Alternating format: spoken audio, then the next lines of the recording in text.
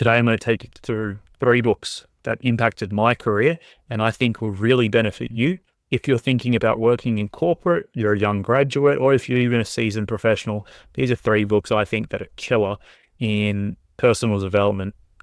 And I know there's a million books out there, but these are my 3 personal favorites. The first one is How to Win Friends and Influence People. So this book's about 19 years old, Dale Carnegie. It takes you through how to engage with people, how to be social with people, how to find relationships with people. It sounds like, from the title, a bit manipulative, but it's not. It's really just about how do you make friends with people, genuine friendships that can help you in your own career. Because in your career, you might not be the most technically sound person. You really want to have a crack. But if someone doesn't like you, unfortunately, they're not going to want to do business with you. So it's really about how do you build those soft skills that are super important in your own career. And the book takes you through different scenarios and different stories of people, how they've navigated their own life, and different letters as well.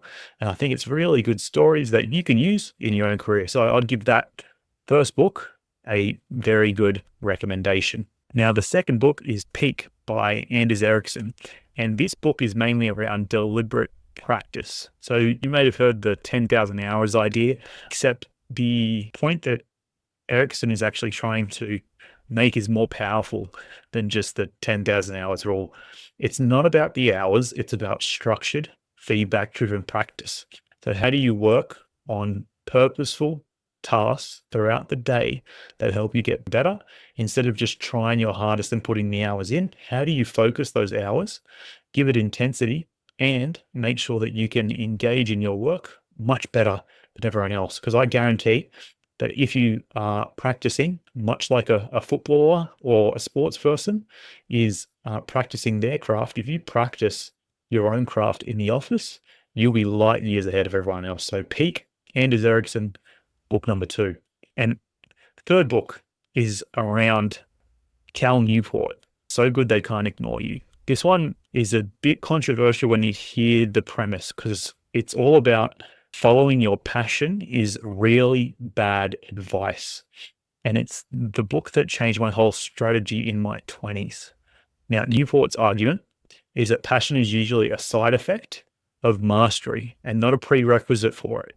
So you don't find the perfect job that lights up for you.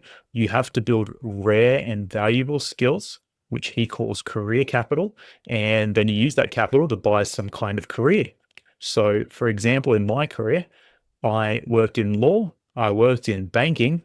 I was never passionate about banking, but I was more passionate about rugby league. But that doesn't mean that I'm going to be the best rugby league footballer.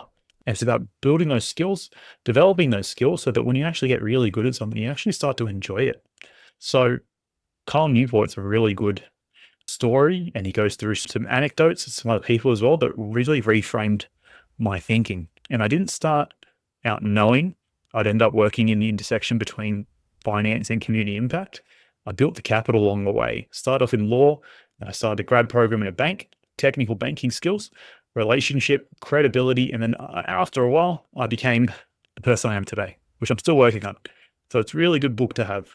So people skills, deliberate practice, and career capital. Carnegie, Ericsson, and Newport, different decades, different topics, same underlying message.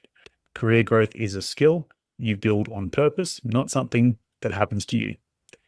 If you want more of this career finance and the occasional detour of what it's actually like in my vlogging, please subscribe, drop in the comments what book changed things for you.